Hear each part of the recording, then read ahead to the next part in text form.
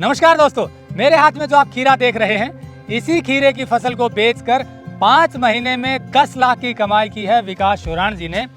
ये इनका net house है 1 एकड़ का। पीछे आप जो ये फसल देख रहे हैं कंप्लीट हो चुकी है, यानी कि अब इसको उखाड़ेंगे।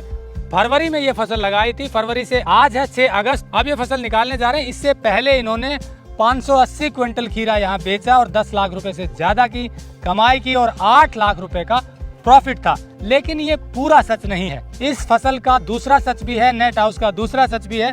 दोनों सच जान लेंगे तो यकीन मानिए आपको भी प्रॉफिट होगा। अगर सच नहीं सुना तो घाटा भी हो सकता है। तो चलिए पूरा सच क्या है जानते हैं विकास जी से। टेक्निकल फार्मिंग चैनल को सब्सक्राइब करें और बेल आइकन भी दबाएं ताकि आगे आने वाले वीडियो की नोटिफिकेशन आपको मिलती रहे। विकास जी नमस्कार। नमस्कार। आपने बताया कि पिछले 5 महीने में इसी नेट हाउस में ये खीरा बेचकर आपने कुल 10 लाख रुपए की इनकम प्राप्त की और उसमें से खर्चा 2 लाख रुपए और 8 लाख रुपए का नेट प्रॉफिट। ये सत्य है। अब दूसरा सत्य जैसे आपने बताया कि ये पूरा सत्य नहीं है, तो पूरा सत्य जानने के लिए हम शुरू से शुरू करते हैं। ये जब नेट हाउस आपने लगाया, कब लगाया था और इसमें कितनी लागत आई, पहले तो ये बताइए।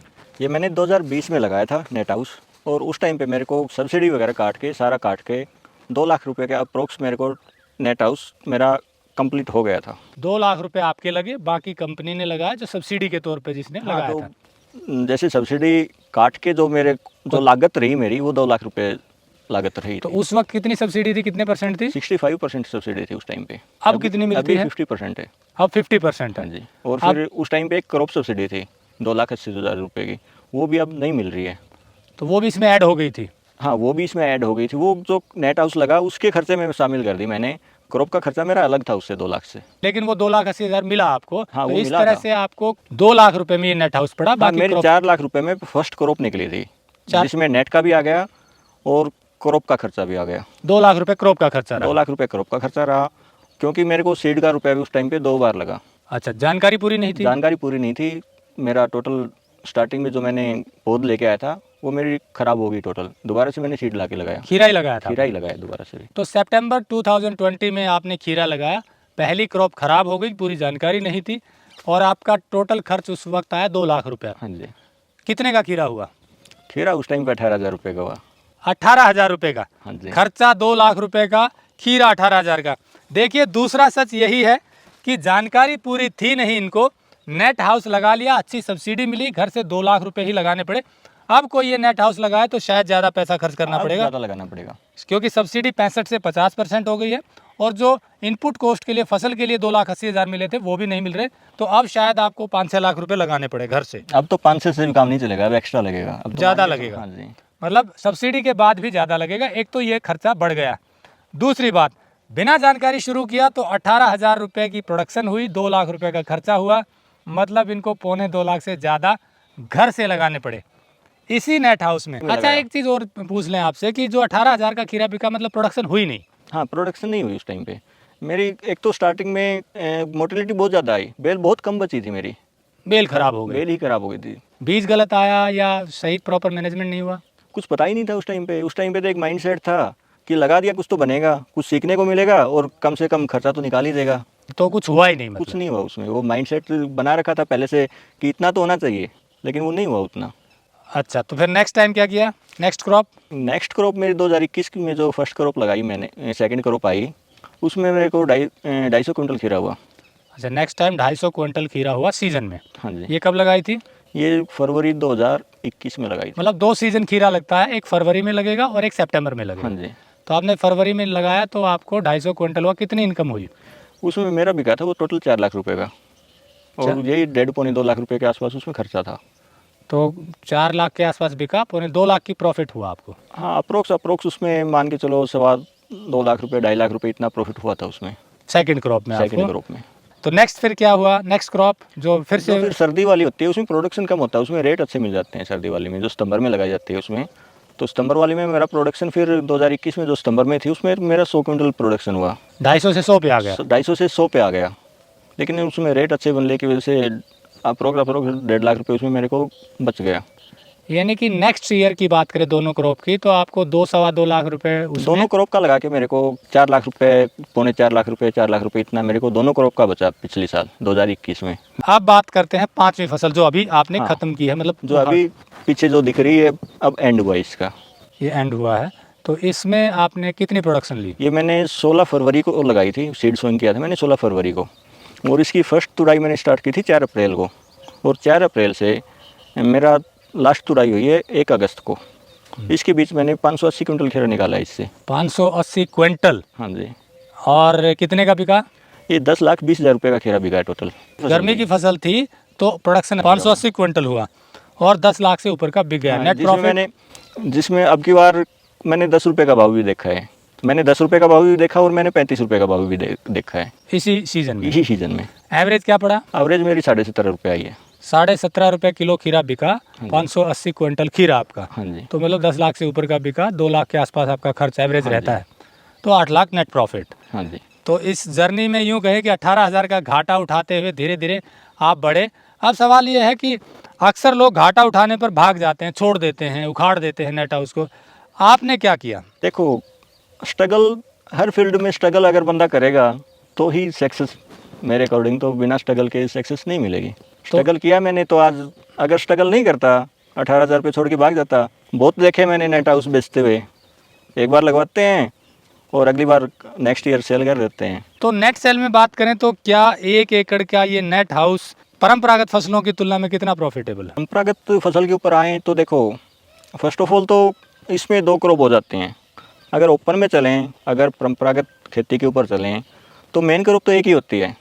कपास इतनी ज़्यादा उतनी नहीं है, गेहूं या सरसों की एक ही फसल मान के चलो, वो मैक्सिमम लगा के चलें तो 50,000 रुपये सेलिंग के ऊपर रह जाती है। वो उसमें टोटल इनकम ही 50,000 होती है, हाँ। खर्चा अलग हो गया। खर्चा उसमें अलग रह गया। मतलब ये दोनों फसलें भी मिला लें तो 1 लाख से ऊपर नहीं जाती हैं टोटल इनकम इनकी। हाँ, टोटल इनकम 1 लाख से ऊपर नहीं जाएगी। अगर दोनों फसल अच्छी हैं तो नहीं जाएगी, प्रॉफिट तो कम रह जाता है। प्रॉफिट कम रहेगा। तो इसमें आपका प्रॉफिट ही आप कह रहे हो कि 3-4 लाख रुपए तो मिनिमम मान के चलें। कितना मान के चलें? देखो, कितनी नॉलेज है उस बात के ऊपर भी डिपेंड करता है प्रॉफिट, और कई फैक्टर होते हैं, वेरिएबल होता है। अगर एक ओनर एवरेज मान के चलें, अगर करनाल की साइड एरिया है उनकी अगर बात करें तो वो 800, 900 क्विंटल भी प्रोडक्शन लेते हैं वो लोग। वो ज़मीन पे डिपेंड करता ज़मीन है, के ऊपर भी डिपेंड करता है, एटमॉस्फेयर पे। उसके वातावरण के ऊपर भी वो डिपेंड करता है। तो इस हिसाब से मतलब ये, लेकिन है प्रॉफिटेबल अगर सही करें तो। हाँ, अगर परंपरागत खेती की तुलना में करें तो बहुत अच्छा प्रॉफिट निकलता है। पर थोड़ा टेक्निकली करना पड़ेगा, टेक्निकली करना पड़ेगा, मोटी बुद्धि से नहीं होगा। हाँ वो बात सही है। अगर मोटी बुद्धि से करेंगे तो स्टार्टिंग में 2 लाख रुपए खर्चा है, 18,000 रुपये का खीरा निकला, जिसमें से इससे कहीं ज़्यादा तो लेबर लग गई होगी।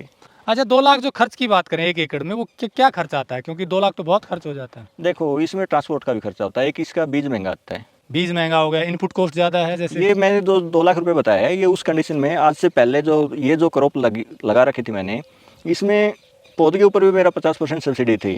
अदरवाइज 1 लाख रुपए से ऊपर का सीड हो जाता है। तो 1 एकड़ में 1 लाख का सीड? हाँ जी। एक फसल एक एकड़ का मत मानो, वो इतनी एक मुट्ठी में आ जाता है। इतने महंगे बीज आते हैं? गिनती में आता है वो 11,000 बीज। जैसे 10 रुपये 81 पैसे का एक बीज था, 11,000 सीड लगे टोटल, और उसके ऊपर 50% सब्सिडी थी। अभी मिलती है सब्सिडी? अब नहीं है, इस क्रॉप में नहीं मिलेगी, पिछली में थी। तो खर्चा और बढ़ गया? खर्चा और बढ़ गया। तो एक तो सीड बहुत महंगा है, फिर लेबर है, फिर इनपुट कॉस्ट है यानी कि खाद है, और ग्रोथ है, प्रमोटर वगैरह है, ये सब। हाँ, सब मिला के, और फिर NPK का भी खर्चा लगातार बढ़ता जा रहा है, कॉस्टली होता जा रहा है। तो ये 2 लाख से 3 लाख भी जा सकती है कॉस्ट? जाएगी जी, अगर इस तरह से देखो। NPK के रेट अप्रोक्स 50% इंक्रीज हो गए हैं। जो मेरी स्टार्टिंग की क्रॉप थी और इस फसल में मैंने डाला है, स्टार्टिंग से अब तक 1.5 गुना हो चुके हैं। केवल 2 साल में? केवल 2 साल में 1.5 गुना NPK का रेट हो चुका है। मतलब कॉस्ट तो बढ़ रही है, लेकिन फिर भी तुलना करें तो प्रॉफिट फिर भी प्रॉफिट है। तो दोस्तों, जैसा विकास जी ने बताया कि परंपरागत फसलों की तुलना में इसमें प्रॉफिट है। नेट हाउस की जो क्रॉप होती है, प्रॉफिट वेरिएबल है, यानी कि ऊपर नीचे होता है, घाटा भी हो सकता है। डिपेंड इस बात पर करता है कि प्रोडक्शन कितनी होती है और फिर रेट क्या मिलता है। मान लो प्रोडक्शन कम हुई, रेट बहुत अच्छा मिल गया, तो भी आपको प्रॉफिट होगा। प्रोडक्शन बहुत ज़्यादा होगी, रेट बहुत कम मिला, तो फिर प्रॉफिट कम हो जाएगा। इसी तरह अगर दोनों चीज़ें अच्छी हैं, रेट भी अच्छा, प्रोडक्शन अच्छा है, तो फिर 10 लाख रुपए, 12 लाख रुपए तक भी जा सकता है आपकी टोटल इनकम। और नहीं तो फिर अगर प्रोडक्शन नहीं होती है तो 18,000 रुपये का ही बिक सकता है, दोनों चीज़ें। लेकिन 18 का उस सूरत में बिकता है जब आपको नॉलेज नहीं होती। नहीं तो जैसा इन्होंने बताया, मिनिमम 3 लाख का, 2.5 लाख का, 3 लाख का तो बिकेगा ही बिकेगा। ऊपर जितनी आपकी लक भी है और मेहनत दोनों मिलती हैं तो फिर आप 10-12 लाख तक भी जा सकते हैं। इस हिसाब से एक और जो इन्होंने इंपॉर्टेंट बात बताई कि इनपुट कॉस्ट ज़्यादा है। किसी भी फसल में परंपरागत में 2-3 लाख रुपए का खर्चा इनपुट में नहीं लगता है। चूंकि बीज बहुत महंगा है, ये एक प्रोटेक्टेड कल्टीवेशन है, संरक्षित खेती है, तो इसमें बीज की कॉस्ट बढ़ती है, खाद की कॉस्ट बढ़ती है, लेबर बढ़ती है। ये सब मिलाकर 1 एकड़ में 2 लाख से ऊपर खर्च होता है। तो हर किसान के थोड़ा सा ये क्षमता नहीं होती कि 2 लाख रुपए पहले लगाए फिर उसकी आमदनी ले। वो भी एक सक्षम किसान है जिसकी पहले से थोड़ी सी माली हालत ठीक है, उसी के लिए ज़्यादा सूटेबल रहता है ये।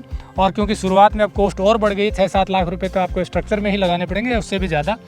उसके बाद मेहनत करेंगे, पूरा ज्ञान लेंगे तो फिर अच्छा प्रॉफिट है, इसमें कोई दो राय नहीं। ज्ञान और आपका थोड़ा सा अलग सारी चीज़ें मिलती हैं, धीरे धीरे प्रॉफिट बढ़ता है। इन सब बातों को ध्यान में रखकर आप अपने नज़दीकी जिला बागवानी अधिकारी से संपर्क करें, वो आपको इसकी विस्तार से जानकारी देंगे।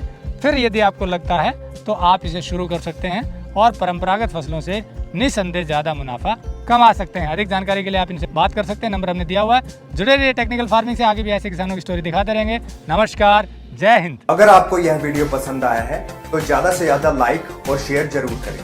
साथ ही चैनल को सब्सक्राइब करना ना भूलें।